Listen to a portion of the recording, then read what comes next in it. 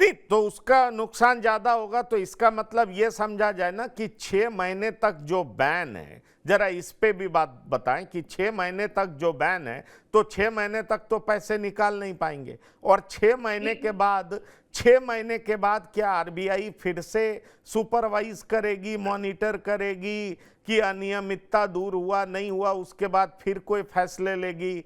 तो सब ये मैं आपसे पूछना चाह रहा हूं, फिर ग्राहकों की स्थिति क्या होगी? ग्राहक बेचारे क्या 6 महीने इंतजार करें, फिर 6 महीने के बाद आरबीआई कैसे ग्राहकों के साथ पेश आएगी, उनके पैसे को मुहैया कराएगी, या बैंक जिम्मेदार होगा? क्योंकि आपको याद होगा कई सारे ऐसे बैंक रहे हैं जो बीच में बैंकिंग सेक्टर में थे और वो रातों रात गायब हो गए, कई लोगों के पैसे करोड़ों अरबों रुपए खत्म हो गए, और उसके बाद लोग उनके पीछे दौड़ रहे हैं। आपको याद होगा कई सारे ऐसे बैंक हैं जो अपने आप को बैंक कहते थे, पर ये तो कोऑपरेटिव बैंक है।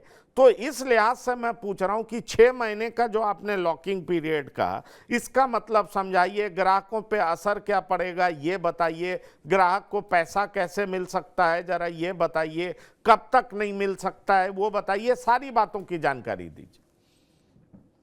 सर, कब तक, ये तो 6 महीने में जब आरबीआई पूरा उसका ऑडिट कर लेगी और ये निष्कर्ष पे आएगी कि इसमें अनियमितता कितनी है और बैंक कंटिन्यू हो सकता है, इसमें क्या कौन कौन लोग इन्वॉल्व है, ये सब जब पूरा उनका ऑडिट होगा प्रॉपरली, तब ये निश्चित होगा कि ये 6 महीने तक का जो बैन है वो आगे भी रहेगा या ये सिर्फ 6 महीने में वो बैन निकल जाएगा।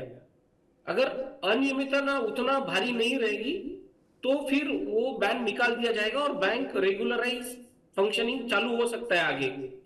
मगर अनियमितता के तहत अगर ये डिसीजन होता है कि ये बैंक अभी ये कंटिन्यू नहीं कर सकती है, तो कोई और बैंक इसको टेक ओवर कर सकती है एज पर आरबीआई जो गवर्नेंस है, उनके जो रेगुलेशंस है उसके हिसाब से कोई और बैंक इसको टेक ओवर करके रेगुलराइज कर सकती है। तब सारे डिपॉजिटर्स को अपना पैसा भी मिलेगा और जो लोन वाले हैं उनसे रिकवरी भी किया जाएगा प्रॉपरली।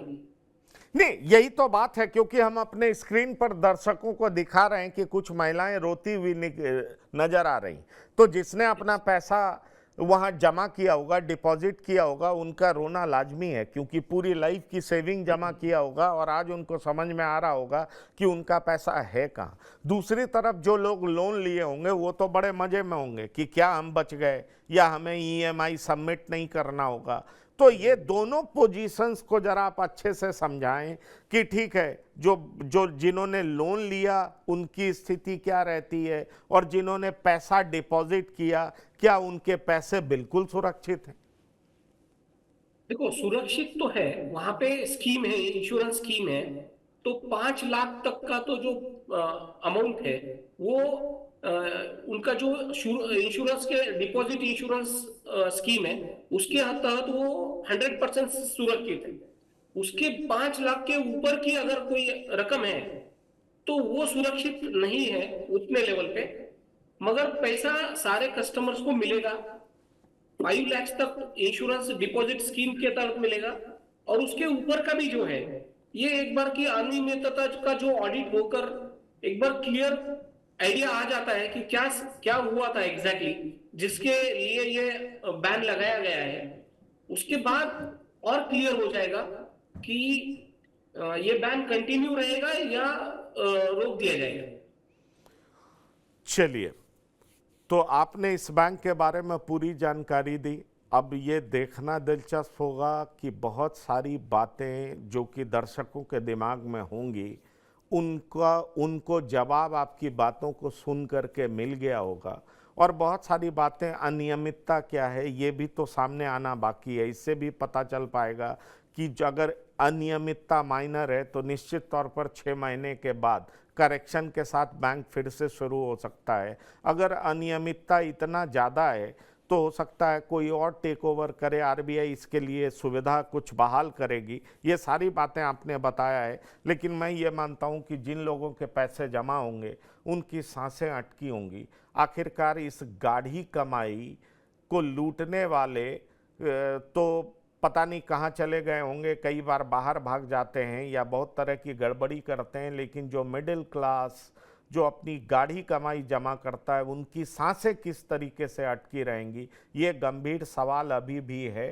पहले तो 6 महीने तक इंतज़ार करिए, फिर आपने बताया 5 लाख तक सिक्योर्ड है, 5 लाख से ऊपर जिसका होगा उसकी स्थिति कैसी हो रही होगी। तो बहुत सारे ऐसे सवाल हैं जिनके जवाब निश्चित तौर पर समय आने के बाद ही मिल सकेगा। तो फिलहाल इस खास पेशकश में राजेश अग्रवाल जी इतना ही। ताज़ा तरीन खबरों के लिए आप लगातार देखते रहिए TV9। धन्यवाद, नमस्कार।